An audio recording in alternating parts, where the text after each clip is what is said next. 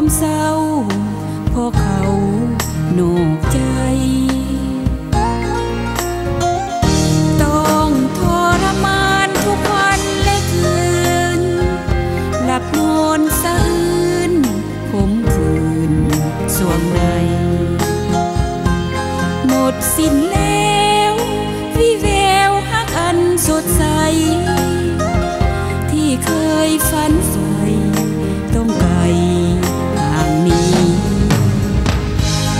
เดี๋ยวนี้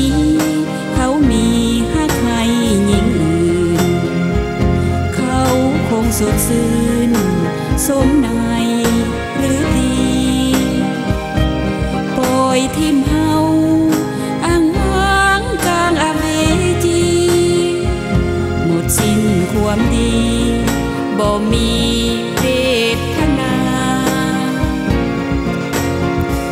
สุดสิ้นกันที่ขอหนีห่างไกล